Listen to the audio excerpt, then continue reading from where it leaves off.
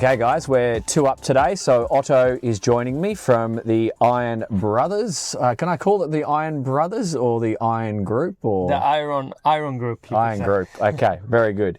So this is a 2-man job. We're just going to accelerate, do some fun navigation through some of the beautiful islands in the archipelago here, just off Gothenburg. And yeah, I think this is a 2-man job. We want 2 eyes on the road. We're going to go fast. We're going to talk to you about the performance, fuel flow, and we're going to get right up to the full speed at the end of the video. And with the 2 pairs of eyes, we can play safe, because that's what it's all about. Have fun, but be safe. So V10 400 horsepower, just getting the boat straight up to 20 knots, 25, and we're at 30 in a second.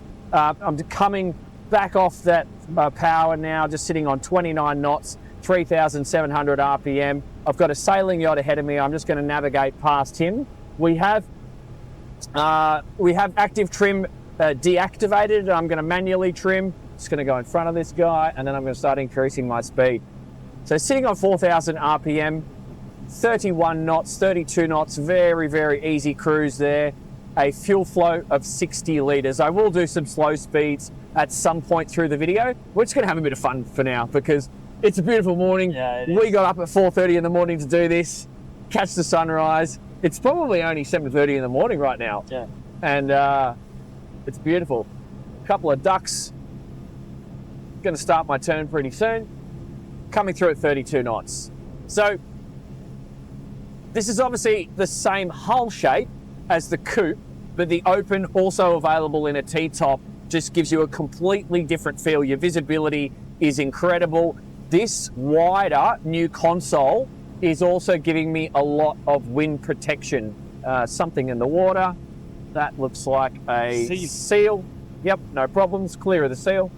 And yeah, so right now I'm actually not feeling any wind, and it is a little bit on the nippy side here in Sweden. I'm not feeling any wind on my body. It's not until I get to here or there where you actually have any wind, which could be interfering with you. Still at 4,000 RPM, consuming 65 litres. Got a little rock on my port side, and I can see my track through on starboard.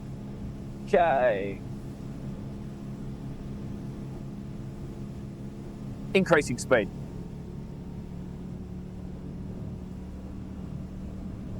.34 knots, 4,500 RPM, consuming 80 litres of fuel. 80 litres, V10 400 horsepower. This is a really sporty, fun feel boat. If you want something that you are going to enjoy the ride going through these next rocks, confirm, accelerate. This is definitely the boat. If you want a bit of a sports car, and if you want a bit of a sports car feel, you're going to get it on this thing.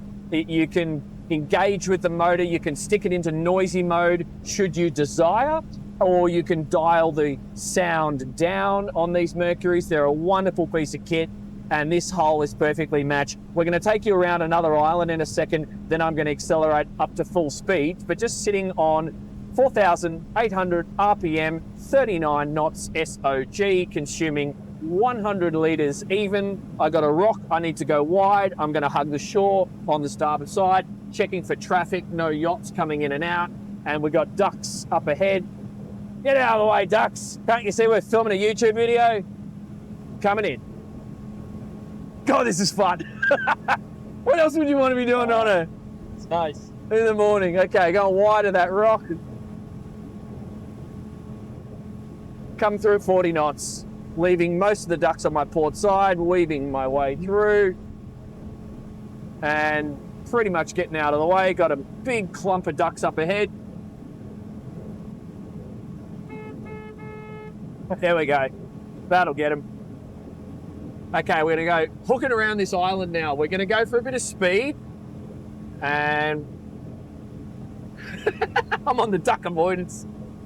Okay. There's the island. Okay, that's my new track. Got the sun in my eyes. Coming through at 40 knots, 5,000 RPM. We're going to start increasing our speed.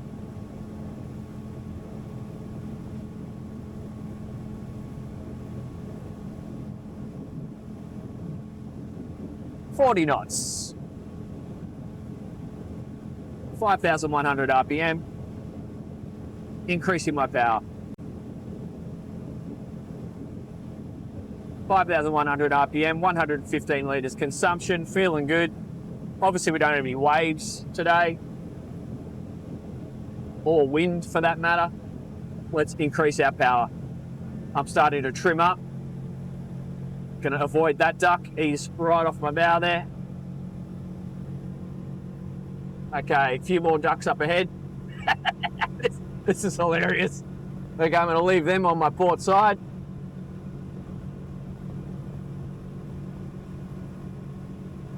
And hooking round. Leave these ducks on the starboard side. We're going to trim up. We're going to go for full speed now, 46 knots. 46 knots and climbing, 5,700 RPM. Clear on the duck watch, 48 knots. Trimming the engine up. Should see a rooster tail in a second. Here comes the rooster tail. Clear on the rock. Heading out for open water. I still don't have any wind vortices annoying me. Clear on that duck. Coming through at 50 knots. All right, clear on the navigation. 136 litres consumption, wide open throttle, 6,300 RPM. Nice little healthy rooster tail there. Let's check the stability at speed. Direct, controllable, super safe, no wobbles. Give it a little bit more of a trim up, see what happens. Shit, yeah, this is awesome. This is so much fun. Clear, clear, clear. And she's a 50 to 51 knot boat. Lots of directional stability, a lot of control. I'm gonna actually say this is a safe boat at speed. I don't see any little funny wobbles whatsoever through the speed range just then. Super interesting. What we're going to do, I'm just going to turn around and I'm going to give you some slower speeds and some fuel consumptions at those slower speeds. We'll just hook it around, a nice little tight turn here. So, okay, highly capable for the fast stuff. Safe, good directional stability and fun, but let's just sit it on 20 knots.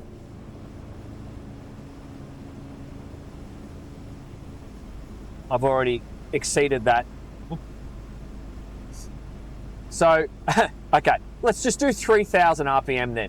3,000 RPM or thereabouts, we're getting a fuel flow of just under 30 litres and we're still doing a speed over ground of about 23 knots. We bumped that up to 3,500. Try and see that as best as we can, trim it out. Call that 3,500.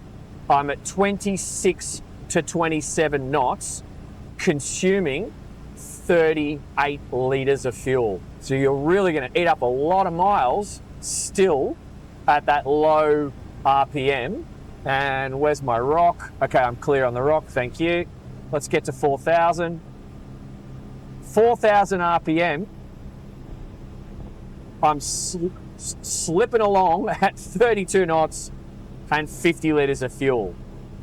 So good. That's really good. So from here, we're going to go and do some close quarters maneuvering, but that is easily one of the most enjoyable small boats I've driven this year.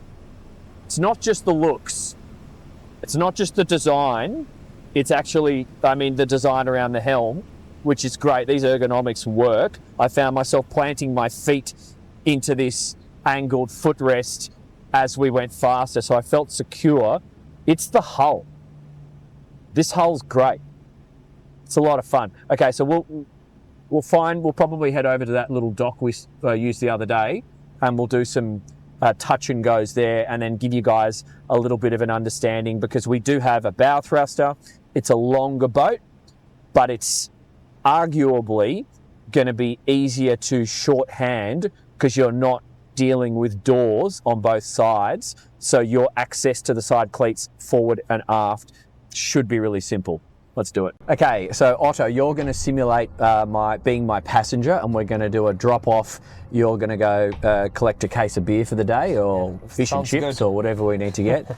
And I'm going to actually bring the boat in on another angle just to test the maneuverability. So it's a slightly different, technically more difficult way to approach, but I just wanted to test the maneuverability. I'm putting the bow thruster on. So the bow thruster is best used probably with your right hand. And I think we should dedicate the left hand for the steering wheel. And we're going to do a disembarkation via the bow this time. So I'm just using the motor there, and I'm going to get the boat lined up. And so, yeah, compared to the coupe, you can see everything. So Otto, why don't you leave this seat and start moving your way forward? Sure. And then you can communicate distance to me. And Yes. And I can pretty much, so by flipping up the seat, it's easy for me to stand. So I can pretty much touch the bow. Perfect. Because we have that fender. So do you want me to just touch it up and make life easier for you? Yeah, sure. Okay, so I'm gonna 3, 2, Perfect. 1. Great, and it's not going anywhere. Okay, so now I'm going to get out of here. So I see how I've got a pole there. I just want to see how much maneuverability I've got for the ability to get out of the way of that pole. So even with the motor, that's fine. I can even side slip the boat. Look how easy that is. So now let's check the fender, and we'll actually just side slip. And this time, because we've actually, this is the new Heritage Edition, so we've got teak all the way down the side, which probably gives you a little bit better grip if someone wanted to board along the gunnels and then step down. So actually, Otto, why don't you try that? I'm going to bring the boat up alongside. You can step on the gunnels and then use that forward seat as another step. So I'll get the boat, I'll side slip it in, nice and controlled. I'll wait till I'll tell you when to get on, because I want to see if it bounces or not first. And we doesn't actually bounce too much because it's not like an inflatable, which will encourage a bit more of a bounce. So this, I feel, is a bit more controlled. So jump on, mate. Okay, and fully protected with the fender, and I'm clicking. So I really don't need you to do anything with this thruster, because if I didn't have the thruster, I would ask you to push the bow. Yeah. But I don't think that's necessary. So let's go to that marina and reverse in. We got enough water to do that? Yeah. Over there? Yeah, I think because there's another iron there. Yeah. So let's go over there now, and we'll try how maneuverable the boat is in reverse.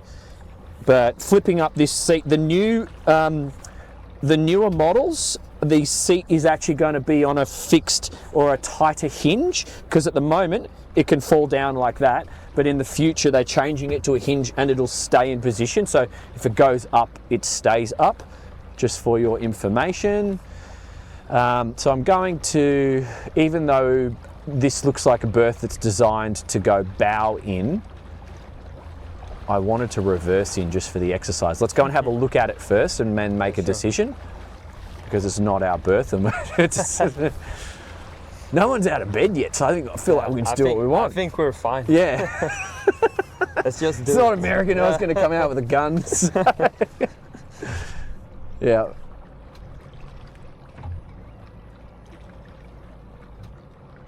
All right, so once again, utilising the bow thruster, whenever I'm on final approach to a marina dock, I would actually do a test thrust. That resets any timers that are running on your thruster motor, and I don't really need to be standing. It's quite simple, this one. So what I typically do when I'm approaching a dock, I'll approach it, put the dock up on the starboard side, then I would stop my movement, and then I would make a decision on how I'm going to spin the boat. So I might utilise the bow thruster, and I can also do a little bit of engine. but we've got the bow thruster, so use it. And then what I do when I'm on final approach to a dock, I don't move my head. So when I'm doing this final approach stage, I just look at where I'm trying to go, because when you need to do those fine movements, if you put your head forward in this situation, you can stuff it up basically, because you'll lose concentration. But this is all really, really straightforward. And look at that, we can control this boat nicely. So there's a bit of bird poo on this dock, so I don't want to touch it, but we don't need to. But she tracks nicely in reverse. I think the longer hull probably makes her nice and predictable. You just got to use a bit of steering in your direction of travel. Oh, swing room's clear, all good. And I'm actually going to thrust a bit more because I can see some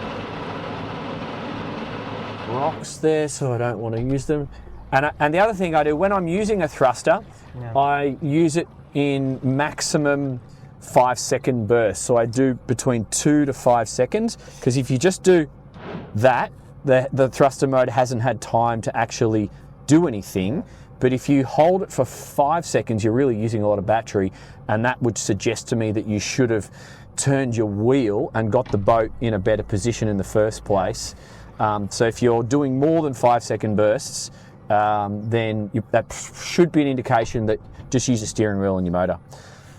Pretty straightforward. Yeah. Let's go see if we can stick an anchor down somewhere, hey? Would be nice. Yep. Okay, so we have found a suitable location where we're going to stop for the day, and we're going to do a Scandinavian style mooring setup. So that means a stern anchor and then a rope around the rock. Okay, Otto, deploy the anchor. We actually have a rock anchor, and looks like a sandy bottom here, so that's not ideal.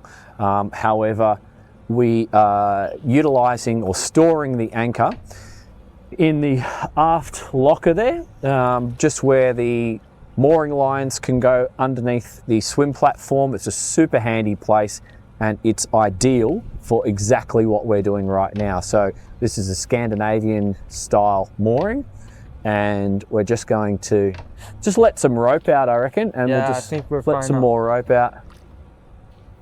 And just creeping up. So basically I'm going to get the bow in and almost touch the bow up against the rock, and we've found a nice loose rock up ahead which we plan to tie around. And you got enough spare line there? Yeah, I'm fine. So you can loosely secure that line around the cleat with some slack in it, and I'm going to ask you to step off. And yeah, you can secure that there now.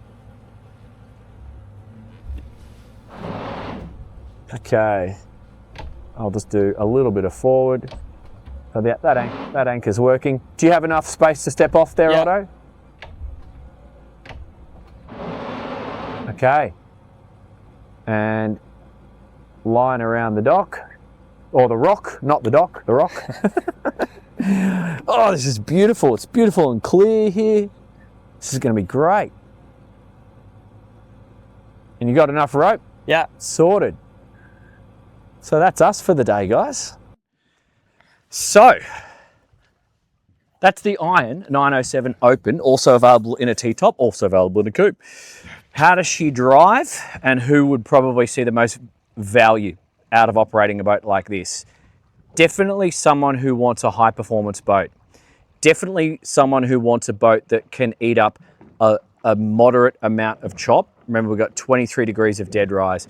Definitely someone who might have had a rib and wants the convenience of a rib without the volume, and also the maintenance hassles that you get if you pop the rib. All of you guys are going to see value in something like this. People who want to trailer the boats, and people who live in faraway places like me who don't want to pay for expensive shipping because the thing will fit in a container. So this is a really, really interesting piece of kit. In terms of the performance, where should you put it? Up there with the adventure boats and very high performance boats. It's somewhere in that region. What should you compare it with? I think you could and I said this on the 907 Coupe, I think you could legitimately compare this to something like the Axopar 29. And if you fully understand your mission in your boat life, because that's what this is about, if you understand that you don't need that bigger accommodation and the bigger toilet on something like the Axopar, and you don't therefore need to spend all that extra money, you'll probably get 80 to 90% of value in terms of things you want to do on the water out of owning one of these at a lot less money. A lot less money. So yeah, this is a very, very interesting concept. I love what they're doing here. They're thinking outside the box. It's a practical, easy, fun, and very goddamn sexy, which that hands down alone is going to make this boat sell. So yeah, I hope that was useful. I'm going to put up a competing boat on the screen right now. Go and do your own research. That's what this is all about. I just test boats and I make videos for you to do your own research and make your own decision. I'm not selling any of these. I'm not affiliated with the factories or the dealers. I'm just doing my own thing. So I genuinely hope that's useful, and I would love your support. I'd love your subscriptions to the channel and your comments and your feedback. If you can tell me what you're comparing this with, it really honestly helps, because then I can take that information and film the competing boats to put it up there so you can help your boat life. All right, guys, see you in the next video. Coming from beautiful, sunny, summer Sweden. It's a lovely place. Get over here if you get a chance. See you soon.